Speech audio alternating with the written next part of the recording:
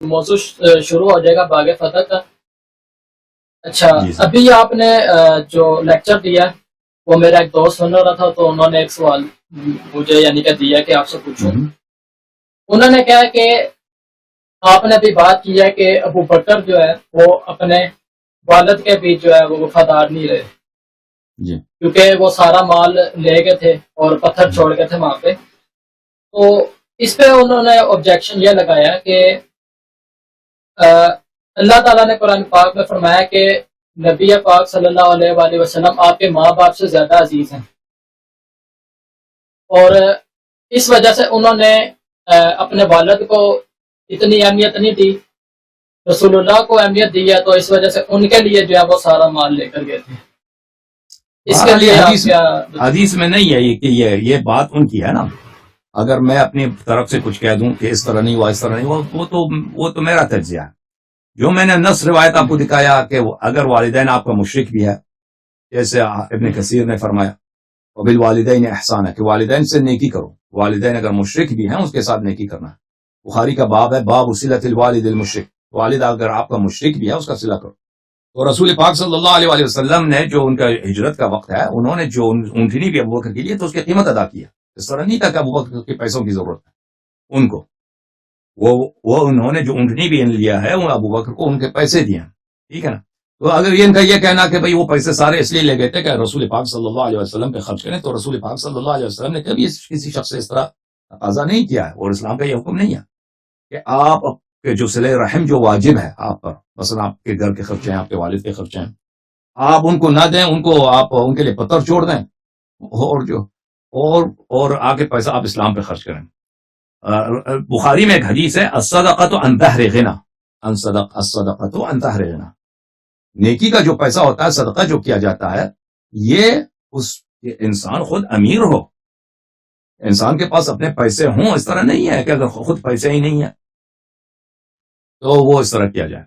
تو بہرحال یہ ابوبکر اگر واقعا رسول پاک صلی اللہ علیہ وسلم کی طرف کے لیے لے کے جاتے تو پھر ان کو نہیں پیسہ لینا چاہیے تھا اونٹنی کا شب ہجرت. ٹھیک ہے. اچھا اب فتح کے بارے میں میرا کوشچن ہے کہ جب پاک سیدہ اپنا حق مانگنے کے لیے گئی تھی تو انہوں نے ایک آگے سے حدیث کہہ کے انکار کر دیا تھا دینے سے، اور وہ یہ تھی کہ انبیاء نہ وارث بنتے ہیں نہ بناتے ہیں. تو میں نے ایک آیت سنی تھی، اس کا ترجمہ سنا تھا، آیت نمبر وغیرہ مجھے یاد نہیں ہے. وہ آیت یہ تھی کہ ہم نے حضرت سلیمان علیہ السلام کو داؤد علیہ السلام کا وارث بنایا. یہ ہے بالکل وورث سلیمان و داؤد. ٹھیک ہے. یہ میں نے ترجمہ جب پیش کیا کہ نبوت جب وراثت میں مل رہی ہے پھر یہ چیز وراثت میں کیوں نہیں ملتی، تو آگے سے انہوں نے آبجیکشن یہ لگایا کہ وہ نبوت کی بات تھی، یہ جاگیر کی بات ہے. تو اس میں آپ ذرا وضاحت کر دیں. جی میں آپ کو بتا دوں گا. دیکھیں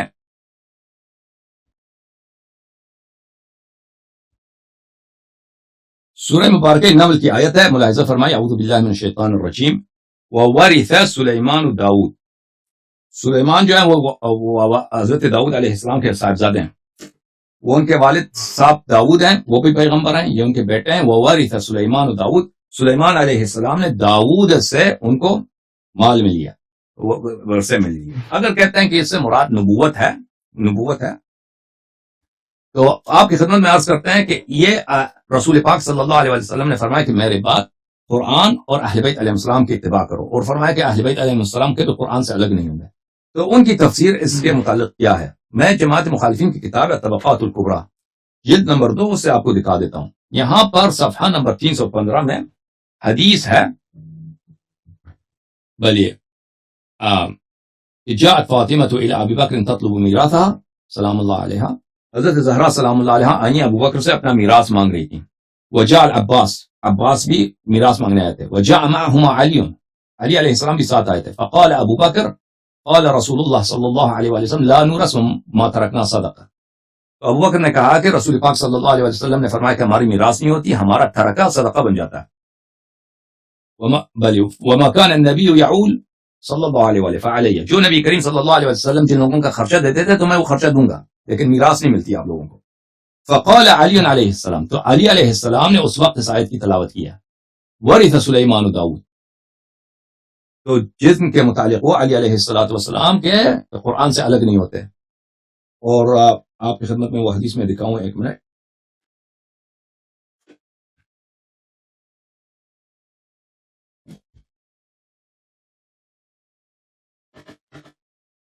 یہ کتاب میرے ہاتھ میں ہے، المستدرک علی الصحیحین.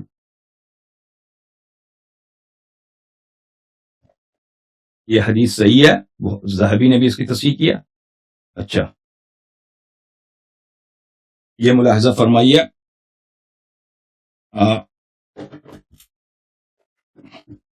المستدرک علی الصحیحین للحاکم النیشابوری، چھاپ دار الفکر، جلد نمبر 3 ہے، جزء الثالث، چھاپ دار الفکر، چھپی ہے سنہ 2009 میں.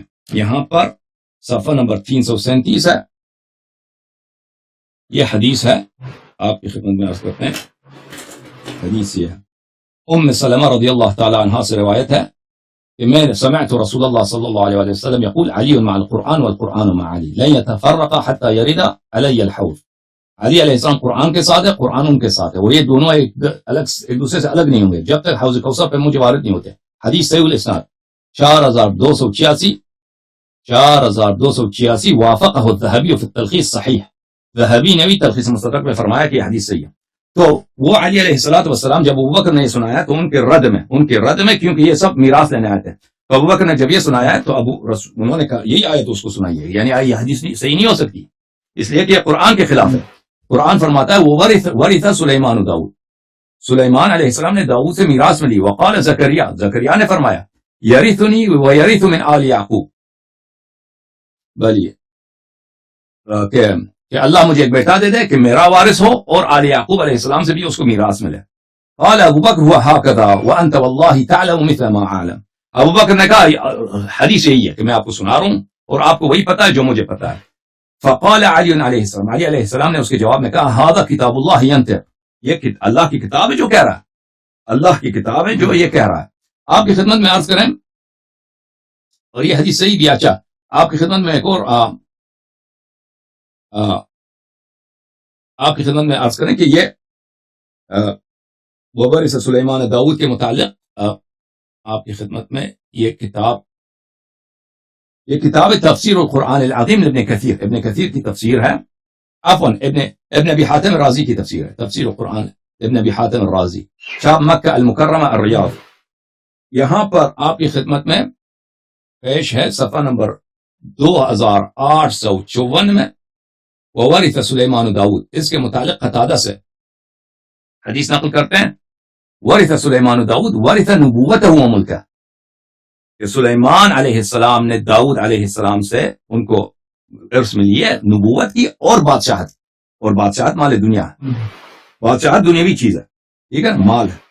یہاں پہ اگلی حدیث جو ہے وہ بھی قتادہ سے، ورث سلیمان داؤد ورث نبوتہ و ملکہ و علمہ، کہ نبوت اور ملک، بادشاہی اور جائیداد اور علم ان کو ملا ہے. اچھا، آپ کی خدمت میں عرض کریں کہ ایک اور روایت میں آپ کو دکھا دیتا، ایک اور کتاب تفسیر ہے.